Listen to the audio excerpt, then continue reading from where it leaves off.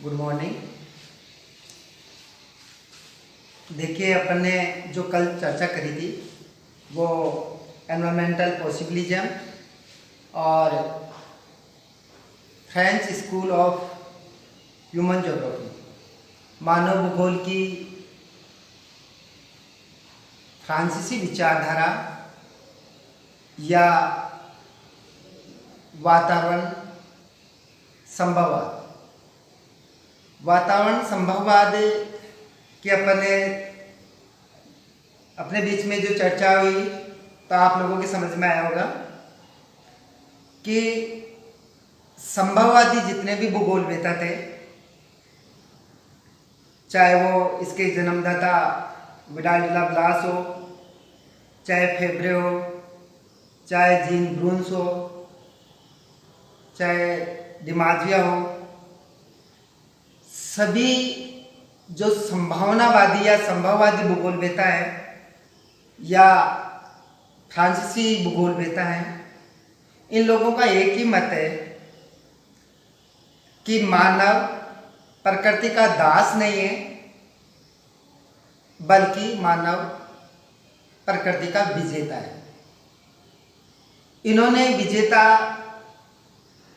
किस प्रकार घोषित किया और किस प्रकार प्रकृति मानव के सामने ऐसा प्रतीत होती है इनके विचारों में, उसमें मैंने आप लोगों को बताया कि मनुष्य ने अपनी बुद्धि, अपनी क्षमताओं के द्वारा या अपनी तकनीकी कौशल के द्वारा प्रकृति में बहुत बड़ा परिवर्तन किया है। ये परिवर्तन किस रूप में किया है,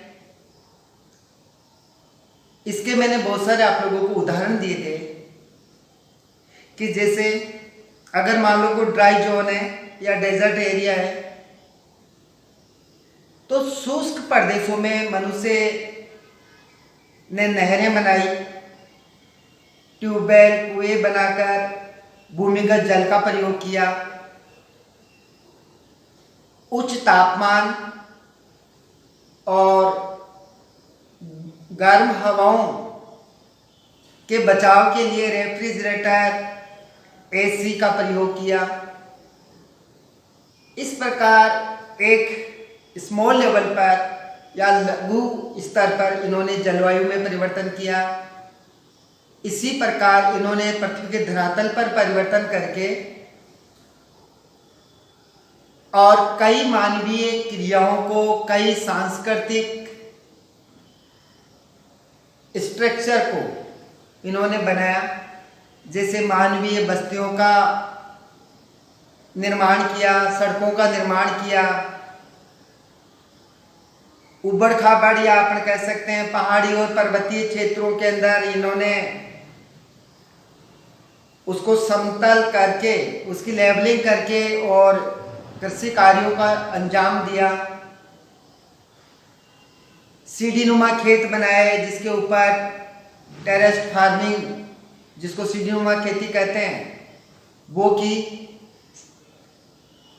इसके अलावा घने जंगलों में, जिनको अब सदाबहार वन कहते हैं, विशेष तौर पर विषुवतरेखीय प्रदेशों में,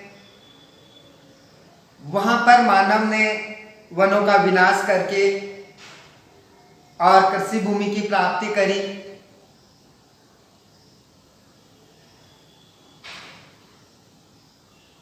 जो जेनेटिक, जो इंजीनियरिंग है, उसके द्वारा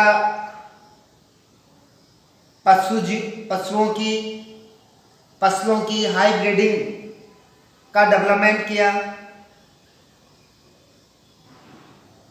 इन सब के बावजूद,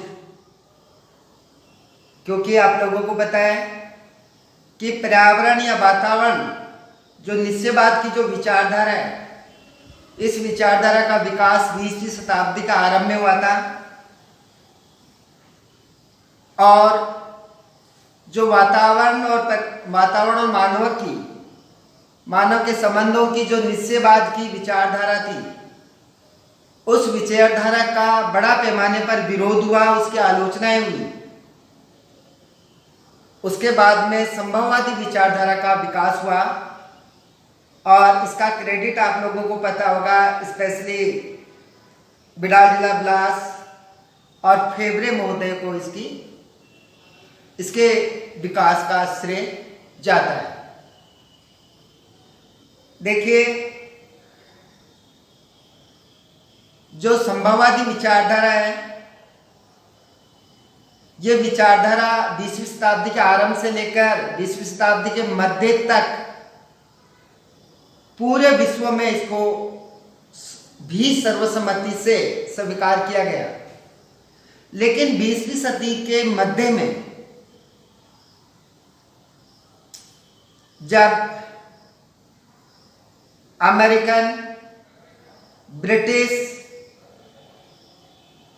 और रूसी भूगोलवेताओं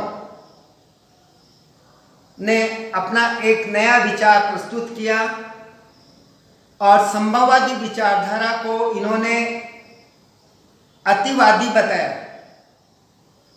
कि संभववादी भूगोलवेता सिर्फ मनुष्य को या मानव की तकनीकी को या मानव बुद्धि को, उसकी क्षमताओं को महत्व दे रहे हैं, वो बहुत अधिक है। इसलिए उनके विचारों से जो संभववादी विचारधारा है वो एक अतिवादी विचारधारा के रूप में उन्होंने इसको प्रस्तुत किया। और उन लोगों ने बताया कि मानव प्रकृति का विजेता न था और न कभी हो पाएगा।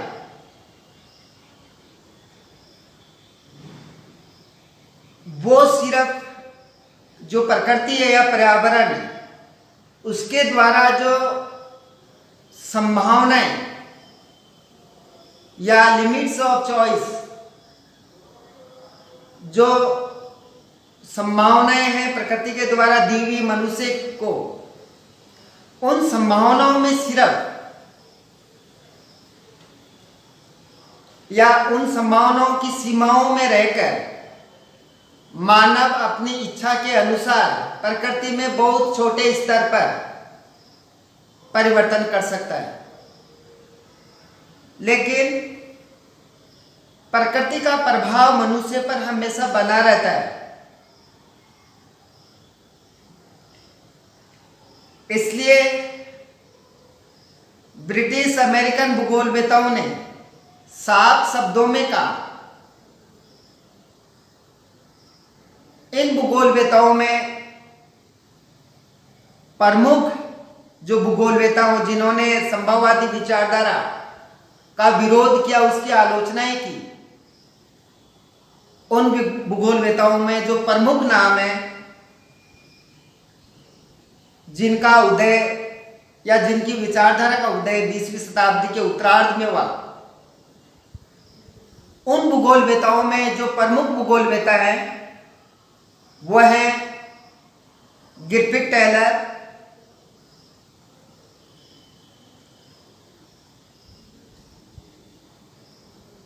फेल्यूर, रॉक्सबी, हर्बर्टसन, कार्लो साबर, टैथम आदि महत्वपूर्ण जो ब्रिटिशर्स और अमेरिकन जो ज्योग्राफर्स थे, स्पेशली मानव भूगोलवेता थे, उन्होंने संभववादी विचारधारा की आलोचना प्रारंभ कर दी और इसको संभववादी विचारधारा को सिरे से खारिज कर दिया।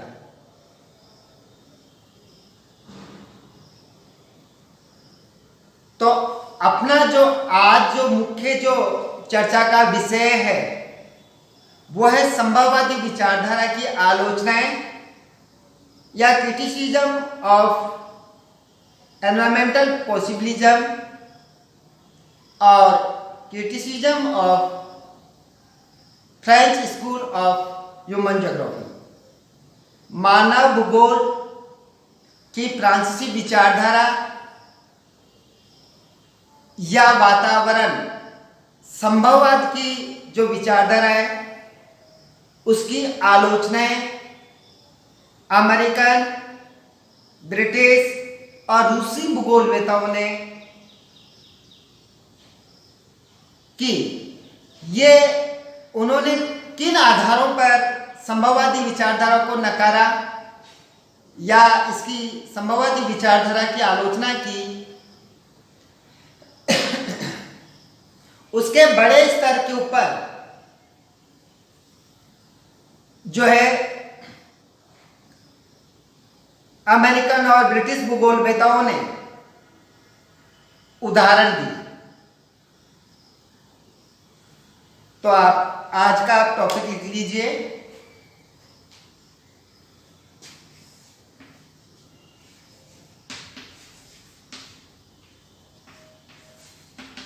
Criticism of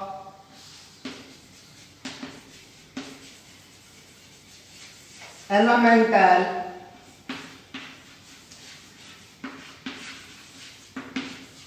possibilism.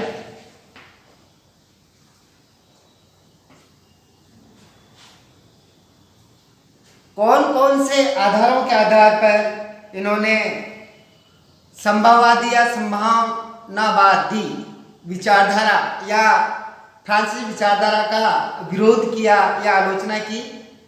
उनमें सबसे पहले जो उदाहरण है वो है कि मानव जलवायु में परिवर्तन एक छोटे स्तर पर कर सकता है। मतलब किसी घर का, किसी दुकान का, किसी फैक्ट्री के तापमान को मनुष्य एयर कंडीशनर के द्वारा शीतल कर सकता है या हीटर के द्वारा उसका टेम्परेचर बढ़ा सकता है, या रेफ्रिजरेटर के द्वारा लंबे समय तक अपने वस्तुओं को, या शीत भंडार गृह के द्वारा मनुष्य किन्हीं सीमित वस्तुओं को लंबे समय तक सुरक्षित रख सकता है। लेकिन क्या यह संभव है कि मानव लार्ज स्केल पर, बहुत बड़े स्तर पर जलवायु में परिवर्तन कर सकता है? जैसे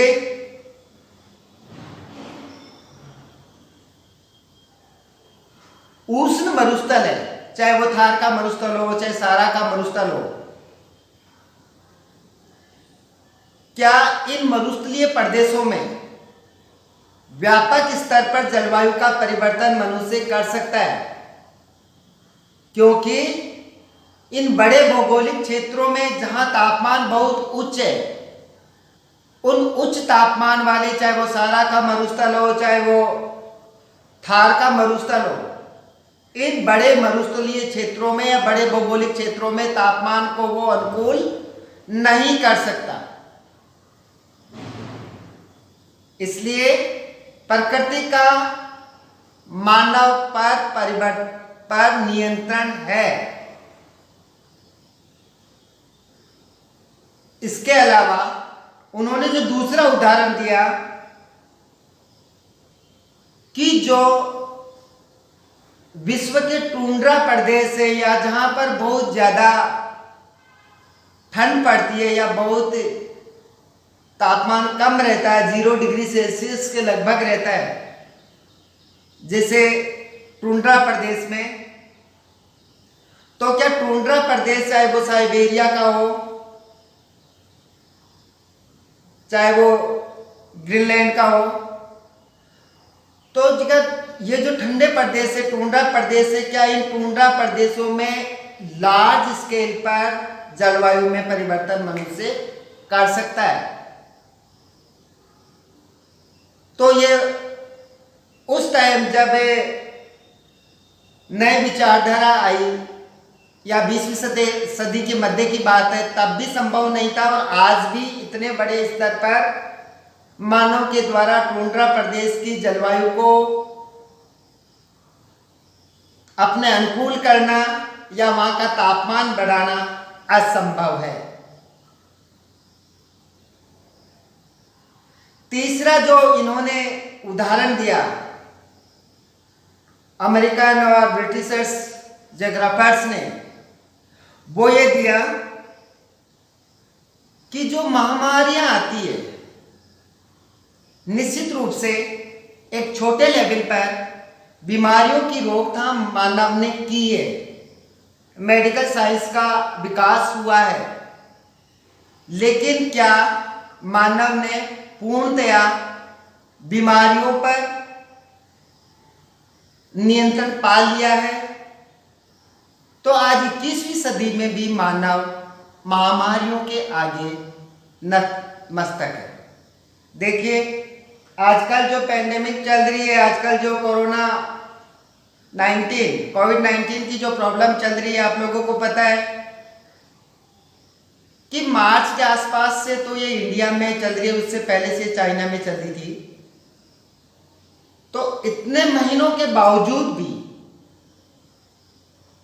4-5 महीने हो गए, इन 4-5 महीनों में भी देखिए इसका कोविड-19 का टीका इजाद नहीं हो पाया है, इस पर काबू नहीं पाया गया है। तो जो